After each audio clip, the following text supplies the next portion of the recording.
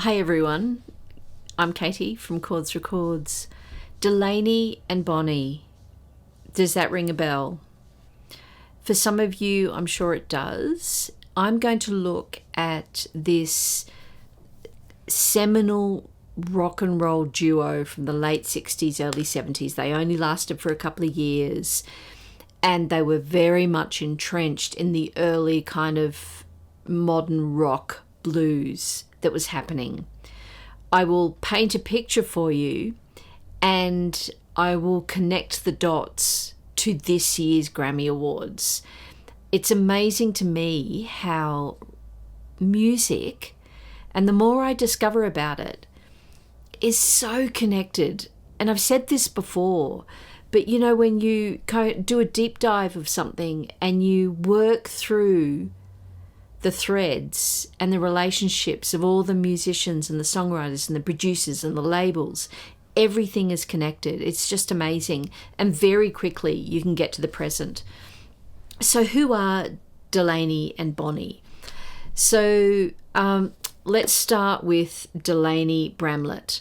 So he was a kind of a southern rocker, sort of starting out in the mid to late 60s. And he met Bonnie. Now, Bonnie was apparently the first white Ikette. So I'll start here with the Ike and Tina Turner review. So she was only 17 when she stepped in to replace someone that had gone on leave. She was a great singer. And very soon after, Delaney met Bonnie, and very quickly they married, and very quickly after that they were signed to Stax Records, and they were one of the very first white bands to sign to Stax Records. And in fact, Eric Clapton, I think, mistakenly said they were the first white band, but they weren't. But that's the kind of vibe. So they're very soul blues driven. So they were singer-songwriters, and it was a tempestuous relationship. They were addicted to cocaine, and it has later been said that it was a very abusive relationship. However, in 1968-69, they were signed to Stax Records and they released their first album. They were dropped soon after, and they were picked up by Elektra. Now, while they were at Elektra, George Harrison met Delaney and they became really good mates. And what happened was George Harrison said, "I'll sign you to Apple Records." And Elektra were really cranky about that. It never eventuated, but that started the kind of disillusionment or the dissolving of the Elektra relationship. Delaney had a massive temper and actually threatened to kill the head of Elektra because his album wasn't being distributed in the place his father lived. So you can tell that was the kind of guy he was. But these two, Delaney and Bonnie, became these fantastic kind of touring musicians, and apparently they were brilliant live. And the reason I'm doing this video is because I'm going to show you in a minute a record that I picked up literally 1 minute from where I live at a small cafe from this guy called Neville, who has records there every month. And I was flicking through and he had the From Bonnie to Delaney live record. I'll show that to you in a minute. So what happens is they're at Elektra and they meet George Harrison, and George Harrison says to his mate, Eric Clapton, "I think you should take these guys on tour." And they subsequently went on tour with Eric Clapton, and Delaney and Eric Clapton became very close.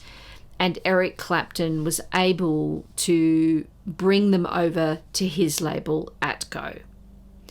And while they were on tour with Eric Clapton, they made one of their most famous albums, On Tour with Eric Clapton. And this was when he was kind of with blind faith. So you can see kind of how it's all going. This happens in a very short period of time, 68, 69, 70, 71. It's over primarily 69, 70. So there's really, really pivotal time in rock and roll history. So they soon became known as Delaney and Bonnie and Friends. They had this revolving door of friends that would work with them, the musicians that would play with them live and on their recordings, including people like Duane Allman, Little Richard, King Curtis, George Harrison, Eric Clapton. So they were kind of entrenched in this soul blues kind of world. And sorry if you can hear the lawnmower outside. It's a beautiful Sunday afternoon, so you might be able to hear it. So they signed with Acto Records, and that's the album I'm going to show you. Rehab program. She met the TV comedian Roseanne Barr, and she became a regular or a semi-regular on that program. And that's the album I'm going to show you. To Bonnie from Delaney. It's a gatefold album. It's an original that I picked up from this guy called Neville. I was just flicking through. He adores these two, and he just told me a whole bunch of history about them. I'd heard of them, but I didn't really know them, so it's taken me down a complete rabbit hole. This gatefold has this beautiful kind of image of the two of them in their prime. Look at that. And the album itself, I have it out here on Acto, which was Eric Clapton's Acto Atlantic Records, which is Eric Clapton's label at the time. So the musicians on here include Little Richard on piano. It's a pretty great album. It's fantastic.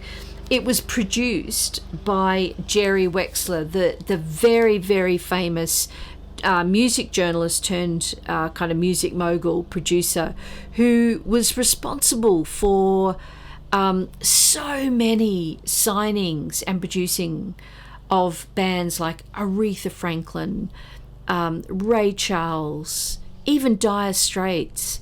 And anyway, he produced this album.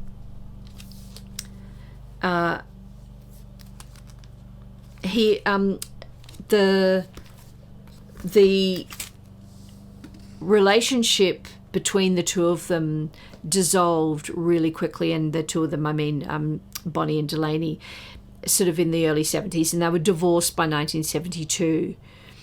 And by 2008, Delaney had died through a complication through gallbladder surgery.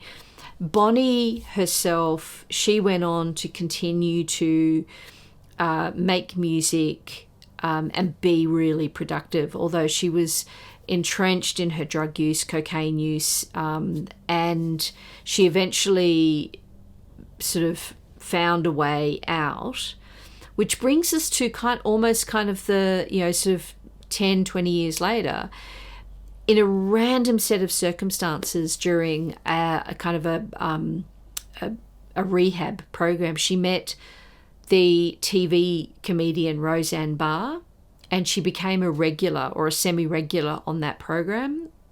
And she also contributed to a lot of different bands at the time as backing vocalists, including Shooter Jennings, the fantastic producing musician son of Waylon Jennings. She was a backing vocalist on his band. And where that brings me is he produced one of my favourite Americana artists, Brandi Carlile, and of course her collaborators and family, the Hanseroth twins, who are hopefully up for a Grammy next year.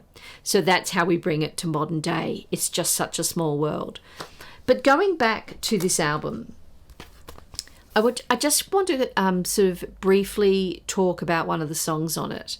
And it's all these different connections, which I absolutely love. The final track on this album is called Free the People.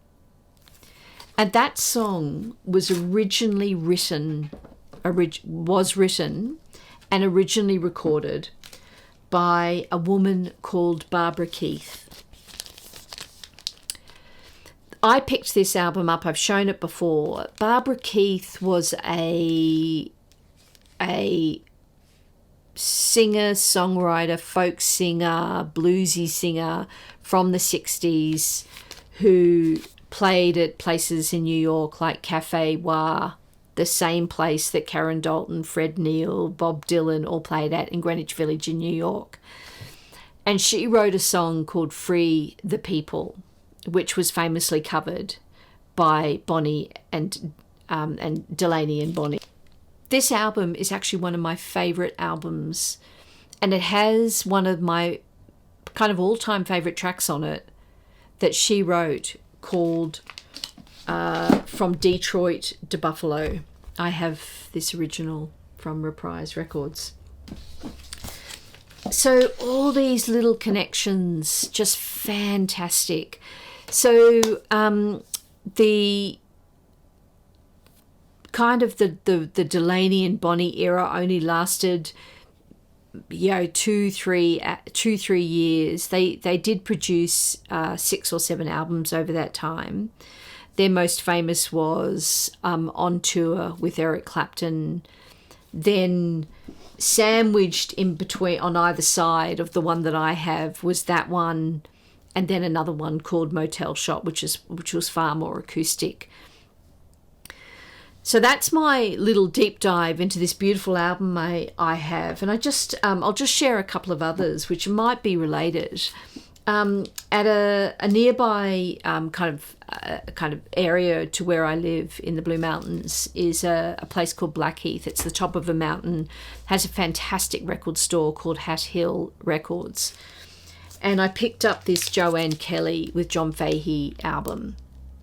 I didn't know who she was, and I was quickly corrected, and I quickly bought it because I just thought she looks really, really interesting.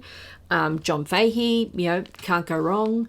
Turns out she's a a famous blues guitarist from UK who never wanted fame and kind of pushed it away, and Canned Heat asked her to join the band, and she went, no, I'm happy doing what I'm doing, and she toured Europe and UK, but she was so highly sought after, and she could have done better in America, but she just refused to. And I got this original Blue Goose album. I'll take it out of the sleeve.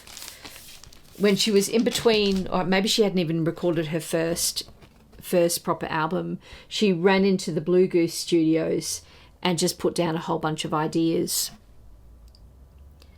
And I picked up this original Blue Goose label album of hers, and I am thrilled.